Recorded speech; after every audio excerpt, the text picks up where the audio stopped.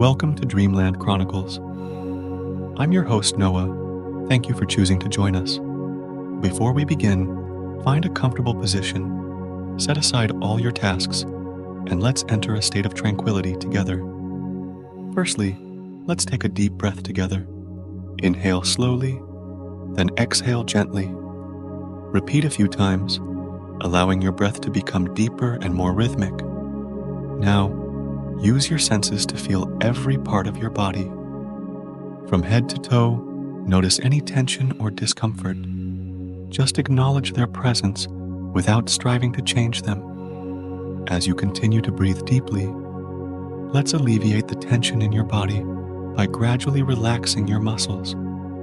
Starting from the head, moving downward, gently release each muscle. Feel that comfortable, light sensation, as if an invisible, comforting hand is gently embracing you. Shift your attention to your thoughts. Don't strive to eliminate them. Just let them quietly float by, like clouds drifting in the sky.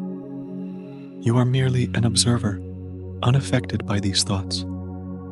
Let's take another deep breath, absorbing tranquility and peaceful energy. In this moment, you are safe, serene, and anything can wait until tomorrow. Thank you for participating in tonight's scientific relaxation moment. May you have a peaceful night and sweet dreams.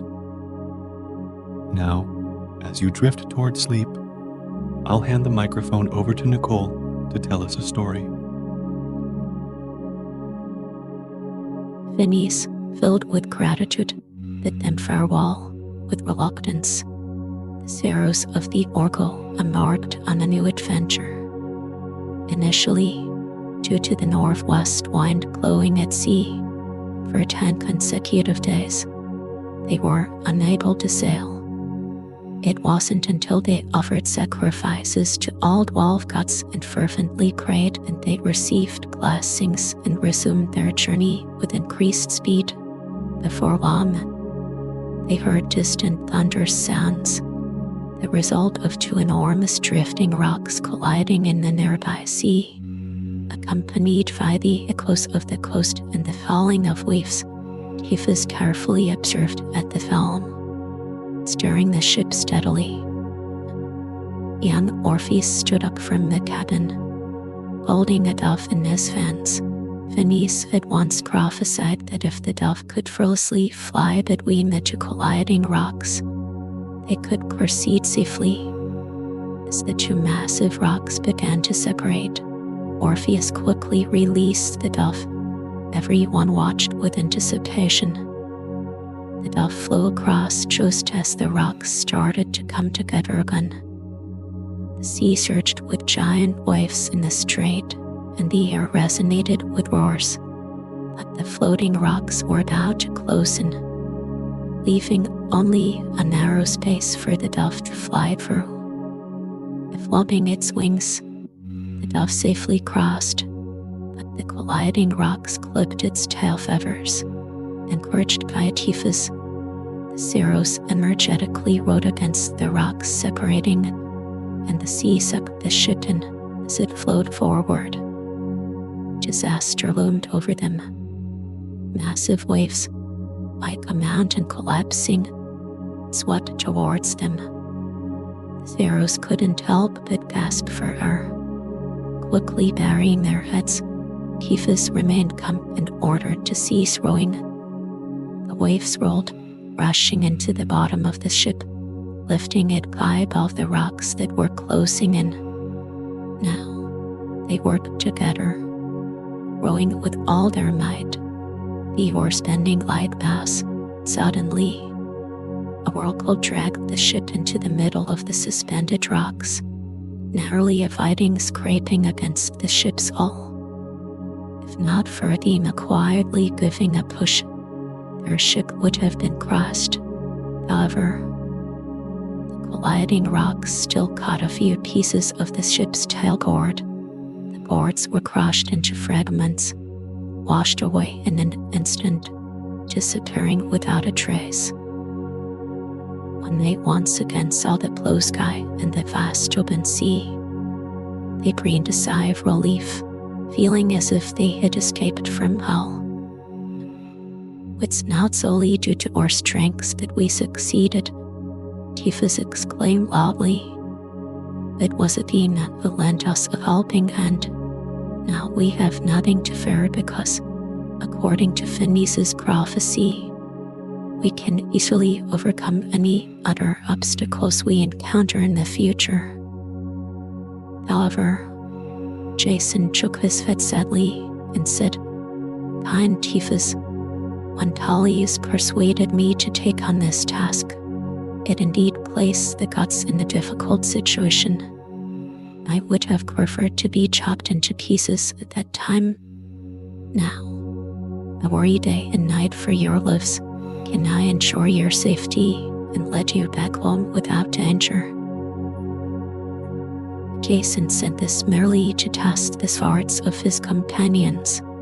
However, they all cheered enthusiastically, urging to continue the journey.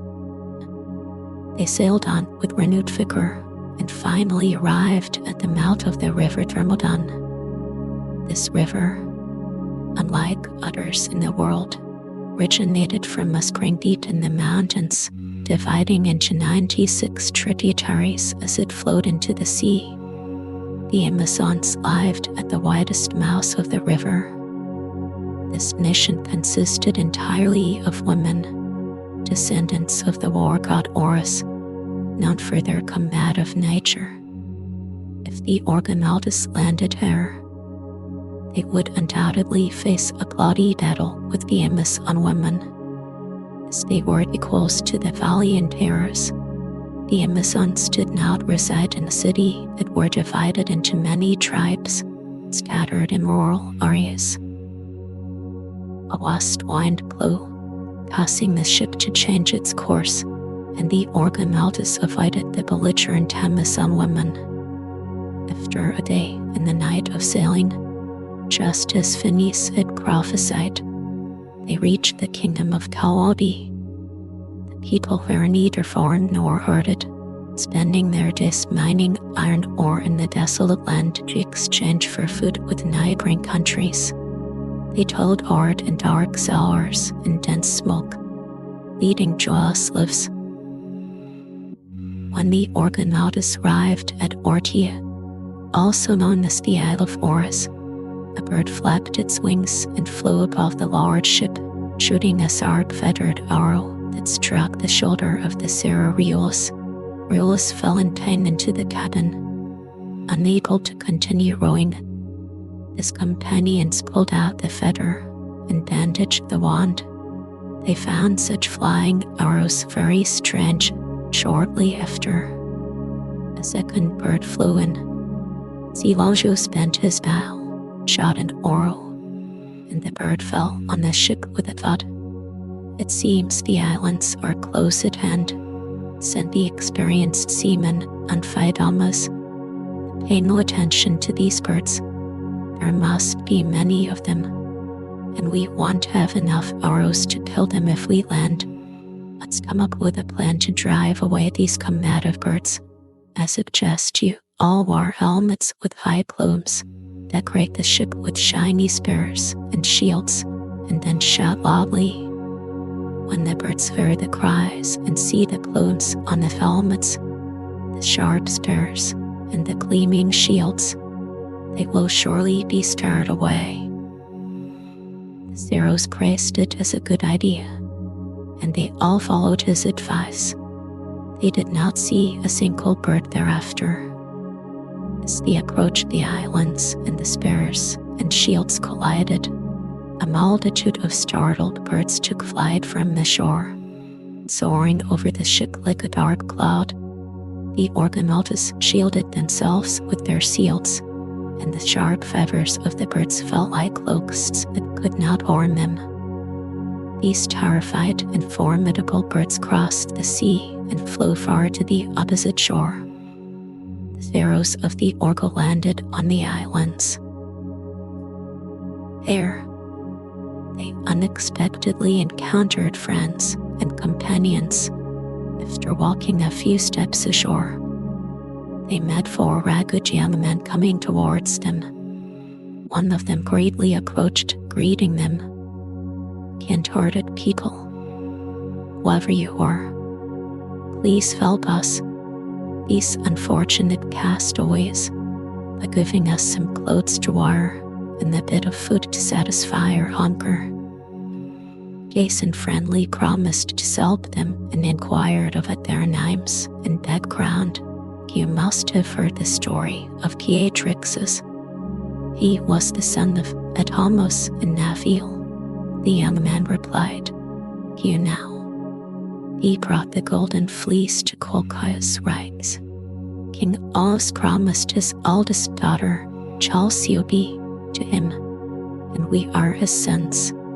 My name is Orcus, and our father Beatrix's passed away not long ago. According to his will, we set sail to retrieve the treasures he left in the city of Orhomus."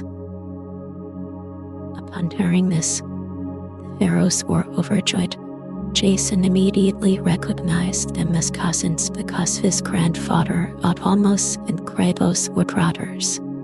The young man continued to explain how their ship had succumbed to storms and sunk, leaving them drifting to this uninhabited island while clinging to a piece of the ship's cord. The Argonauts shared their plan of setting sail, hoping they would join their quest. Hearing this, the young men widened their eyes in fear.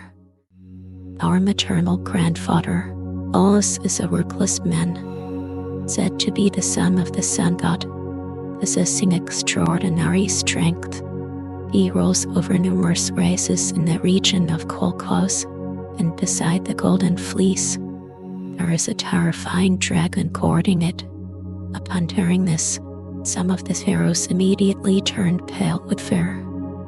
However, Promanios, the son of Ecus, stood up and declared, "Don't think we'll be defeated by King Os of Colchos. Don't forget, we are also descendants of the gods. If he doesn't willingly hand over the golden fleece, we'll take it by force." Following this declaration, they held a lavish feast, encouraging each other during the meal, further bolstering their courage. The next morning, the sons of Beatrix's, dressed in new clothes and fully satisfied, boarded the ship, and the Argos set sail once again. After a day and night of sailing, they saw the peaks of the Caucasus Mountains vaguely rising on the horizon. As dusk fell, they heard the urgent flapping of birds in the air, which were eagles heading to feast on the liver of Prometheus. Soaring above the ship, the eagles vigorously flapped their powerful wings, greeting gusts of strong winds that filled the sails. After a while, they heard the moans of Prometheus in the distance as the eagles feasted on his liver.